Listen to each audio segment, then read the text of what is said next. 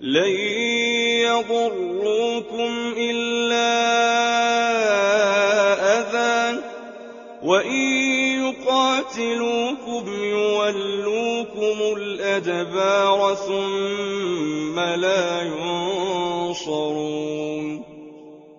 ضربت عليهم الذلة أينما ثقفوا إلا بحبل من الله وحبل من الناس وباءوا بغضب من الله وضربت عليهم المسكنة ذلك بأنهم كانوا يكفرون بآيات الله ويقتلون الأنبياء بغير حق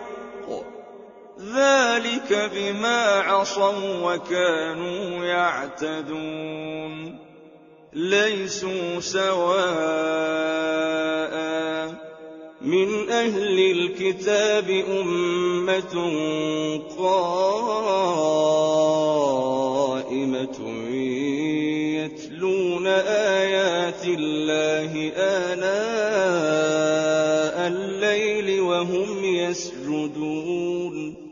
يؤمنون بالله واليوم الآخر ويأمرون بالمعروف وينهون عن المنكر ويسارعون في الخيرات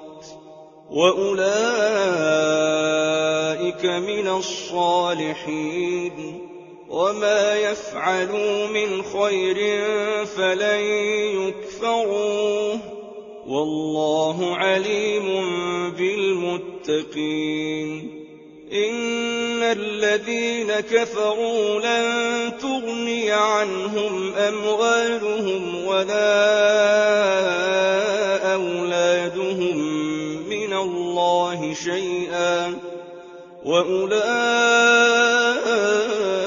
أصحاب النار هم فيها خالدون مثل ما ينفقون في هذه الحياة الدنيا كمثل ريح فيها صر أصابت حرث قوم ظلموا أنفسهم فأهلكته وما ظلمهم الله ولكن أنفسهم يظلمون يا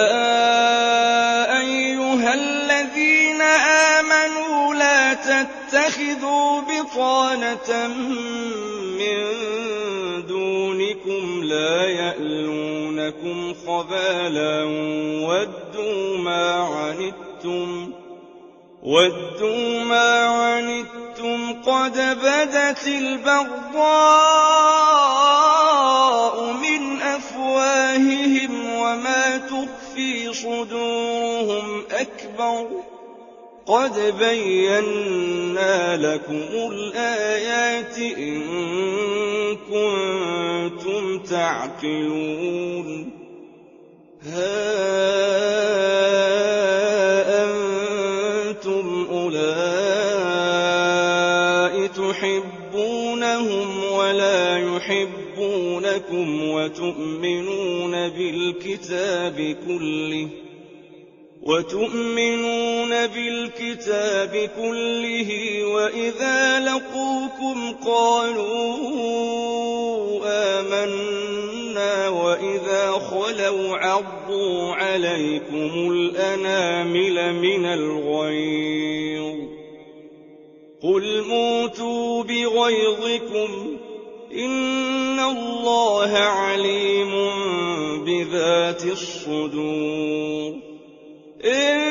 تمسسكم حسنة تسؤهم وإن تصبكم سيئة يفرحوا بها وإن تصبروا وتتقوا لا يضركم كيدهم شيئا إن اللَّهَ بِمَا يَعْمَلُونَ مُحِيطٌ